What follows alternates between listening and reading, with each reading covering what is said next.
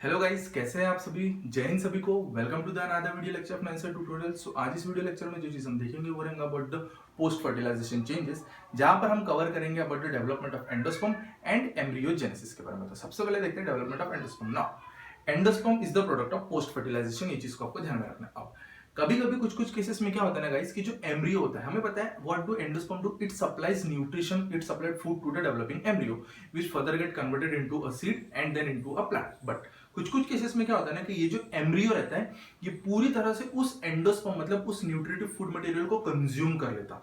तो जब वो एम्ब्रियो आगे चल के सीड में कन्वर्ट होता है तो उस सीड के अंदर में आपको एंडोस्पर्म बिल्कुल भी नहीं दिखाई देता।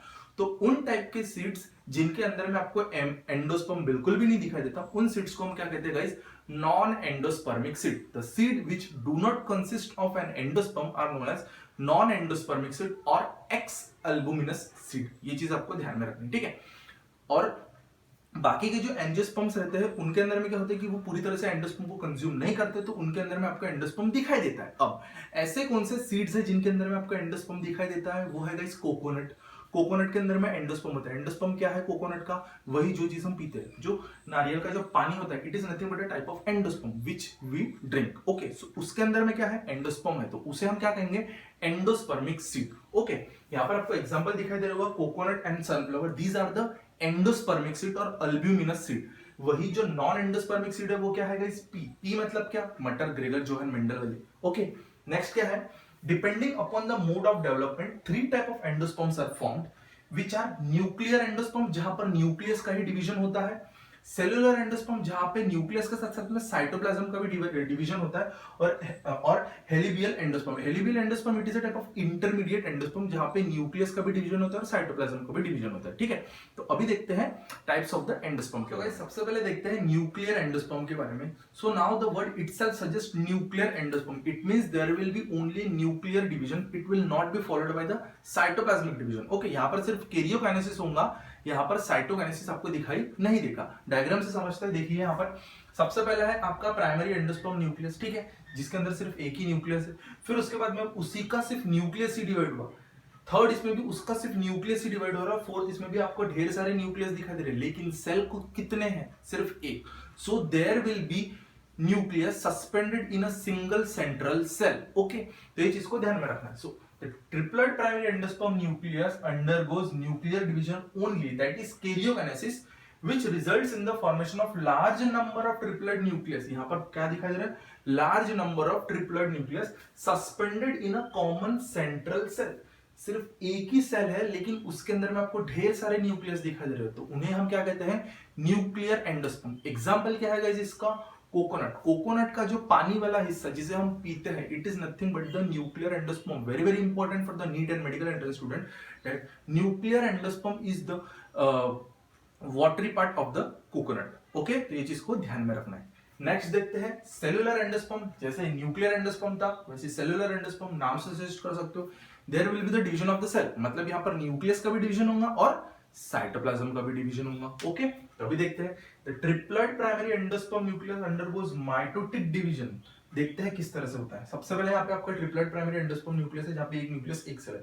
फिर इसका न्यूक्लियस डिवाइड हुआ, न्यूक्लियस डिवाइड होने के बाद इसका साइटोप्लाज्म डिवाइड हुआ, तो एक सेल से आपको दो सेल मिल गए विद अ साइटोप्लाज्म। ओके, मतलब यहाँ पे दो सेल, फिर यही दो सेल फिर से अंडरगो माइटोटिक डिवीजन, तो आपको चार सेल मिले, फिर 4 से 8 एंड सो ऑन। तो कुछ इस तरीके से यहाँ पर डिवीजन होता है। यहाँ पर किसका डिवीजन हुआ, सिर्फ और सिर्फ न्यूक्लियस का, लेकिन यहाँ पर किसका डिवीजन हुआ, न्यूक्लियस का भी डिवीजन हुआ एंड साइटोप्लाज्म का भी डिवीजन हुआ। तो ये चीज को आपको ध्यान में रखना है। ओके, देखते हैं the triplet primary endosperm undergoes mitotic division, that is first nuclear division and the cytoplasmic division. यहाँ पर पहले न्यूक्लियस का डिवीजन होगा, फिर साइटोप्लाज्म का डिवीजन होगा। एग्जांपल क्या है इसका, कोकोनट। कोकोनट का कौन सा पार्ट, व्हाइट वाला पार्ट, जो हिस्सा हम खाते हैं वो है न्यूक्लियर सेल्यूलर एंडोस्पर्म, लेकिन जो हिस्सा हम पीते हैं वो क्या है, न्यूक्लियर एंडोस्पर्म। प्लीज इस चीज को ध्यान रखना है मेडिकल एंट्रेंस वाले। ओके, अब नेक्स्ट है guys helobial type of endosperm. Helobial type of endosperm is also known as intermediate type of endosperm. ऐसा क्यों कहा जाता है इसे, बिकॉज इसके अंदर आपको सेलुलर एंडोस्पर्म भी दिखाई देगा और न्यूक्लियर एंडोस्पर्म भी दिखाई देगा, जो हमने इसके पहले देख लिया था, ठीक है। कैसे दिखाई देता है, ये हमारा प्राइमरी एंडोस्पर्म न्यूक्लियस कुछ इसी तरीके से सेम, उसमें सेलुलर डिवीजन हुआ, मतलब सेलुलर एंडोस्पर्म वाला डिवीजन हुआ, एक से दो, दो से चार। अब अब नेक्स्ट न्यूक्लियर एंडोस्पर्म दिखाई देगा। कैसे? ये जो 4 सेल्स दिखाई दे रहे हैं, इन 4 सेल्स में से 3 जो सेल्स रहेंगे they will not show nuclear division, लेकिन जो एक सेल रहेगा, इन 4 में से जो एक सेल रहेगा वो सेल क्या करेगा, it will show nuclear division. मतलब कुछ इस तरीके से आपको यहाँ पर दिखाई दे रहा होगा 1 2 और 3, मतलब ये 1 2 और 3, ये 3 सेल वैसे के वैसी है, लेकिन ये जो एक सेल है इसने क्या शो किया, न्यूक्लियर डिवीजन। मतलब इसका जो न्यूक्लियस है वो डिवाइड होना स्टार्ट हो जाता है, इसीलिए हम कहते हैं that it is intermediate. It will also show you the cellular endosperm also and nuclear endosperm also, and this is the characteristic feature of monocotyledons. Okay, तो इस चीज को ध्यान में रखना है।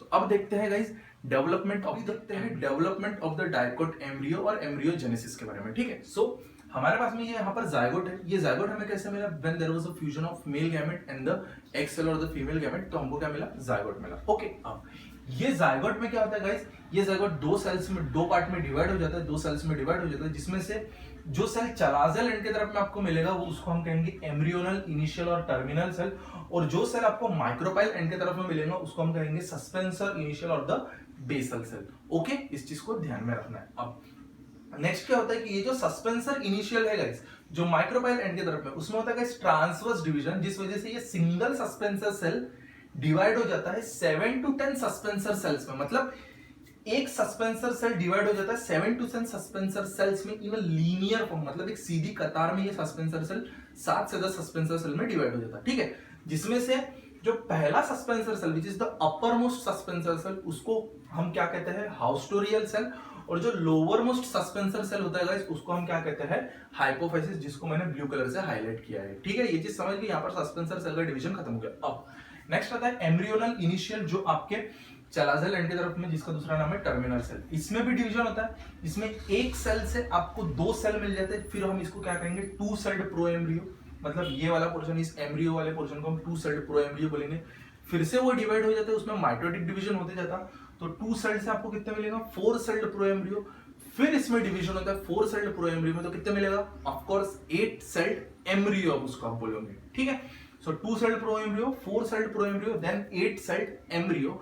अब ये जो 8 सेल्ड एम्ब्रियो रहता है गाइस, ये अपने आप को 2 पार्ट या 2 टायर्स में डिवाइड कर देता है, टायर्स TIERS में डिवाइड कर देता है, और उन टायर्स को हम क्या कहते हैं, जो यहाँ पर अभी ये 4 सेल से 8 सेल में डिवाइड होगा, तो यहाँ पर 4 सेल का एक ग्रुप बन जाता, उसमें से जो चार cell which are near the hypophysis, मतलब इस हाइपोफाइसिस के बहुत पास में ये जो 4 सेल है 1 2 3 एंड 4, तो ये जो 4 सेल रहेंगे गाइस, ये 4 सेल क्या बनाएंगे, ये बनाएंगे radical. Okay, radical. The 4 cells which are near to the hypophysis will form radical, and those 4 cells which are away from the hypophysis will form cotyledons. वो क्या बनेंगे, cotyledons। तो इस चीज को ध्यान में रखना है। जो 4 सेल हाइपोफाइसिस के पास रहेंगे वो क्या बनेंगे, रेडिकल बनेंगे, और जो 4 cell away from the hypophysis रहेंगे, मतलब ये वाले सेल, वो क्या बनेंगे, cotyledon एंड प्लीम्यूल। ठीक है, और क्या बनेंगे, प्लीम्यूल। ओके, किसमें, 8 सेल स्टेज में, 8 सेल्ड स्टेज। अब ये 8 सेल स्टेज में गाइस फिर से एक और डिवीजन होता है, जिसे हम क्या कहते हैं, पेरिक्लाइनल डिवीजन, पीडी। ध्यान में रखना है, पेरिक्लाइनल डिवीजन। ये पेरिक्लाइनल डिवीजन की वजह से क्या होता है गाइस, ये जो 8 सेल्ड स्टेज होती है, इसमें एक और लाइनिंग फॉर्म हो जाती है, जिसको हम क्या कहते हैं गाइस, डर्मेटोजन। इसे हम क्या कहते हैं, डर्मेटोजन। सो ये जो डर्मेटोजन फॉर्म हुआ है गाइस, इसका फंक्शन क्या है, ये क्या बनाता है, एपिडर्मिस बनाता है सीड का। ओके, तो इस चीज को ध्यान में रखना। वही ये जो हाइपोफाइसिस होता है गाइस, इसमें भी डिवीजन हो जाता है, और ये जो हाइपोफाइसिस जब डिवाइड होता है तो ये क्या बनाता है गाइस, ये बनाता है रूट कैप और रूट टिप बनाएगा। ठीक है, तो इस चीज को भी ध्यान में रखना है। अब यहां पर क्या हो गया कि ये 8 सेल एम्ब्रियो में क्या हुआ, पेरिक्लाइनल डिवीजन हुआ, जिस वजह से ये कन्वर्ट हो गया किसमें, ग्लोब्यूलर एम्ब्रियो में। और ग्लोब्यूलर एम्ब्रियो में जो आउटर जो कवरिंग मिली उसको आपने क्या नाम दिया, dermatogen, which helps in the formation of the epidermis. Okay, अब उसमें से यहां पर हमने वही जो चीज यहां पर पढ़ी कि जो हाइपोफाइसिस के पास में जो 4 सेल रहेंगे वो क्या बनाएंगे गाइस, रेडिकल बनाएंगे।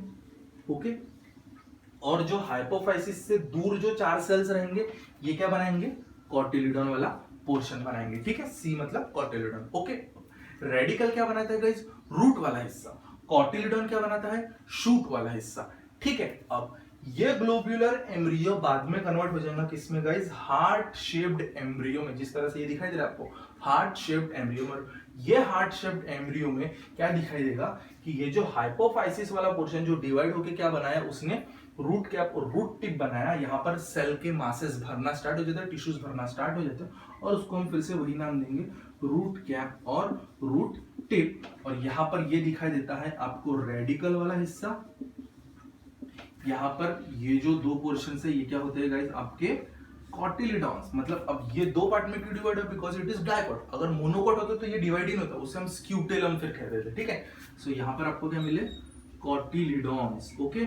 सो इस चीज को ध्यान में रखना है कि आपको यहाँ पर कॉटिलिडॉन्स मिल गए, ओके। अब ये कॉटिलिडॉन्स और आगे ग्रो करते रहते हैं कुछ इस टाइप का स्ट्रक्चर बना देते हैं जिसे यू शेप्ड या हार्ट शू शेप्ड एम्ब्रियो भी हम कहते हैं, ठीक है। तो इस चीज को ध्यान में रखना। तो यहां से ये जो दो कॉटिलिडॉन थे ये और ग्रो हुए और इन्होंने कुछ यू शेप्ड स्ट्रक्चर या हार्ट शू शेप्ड स्ट्रक्चर बनाना स्टार्ट कर दिया, ओके। सो यहां पर आपको क्या मिल जाता है, आपका प्लीम्यूल वाला हिस्सा, ओके। यहां पर आपको मिल जाता है कॉटिलिडॉन, ओके।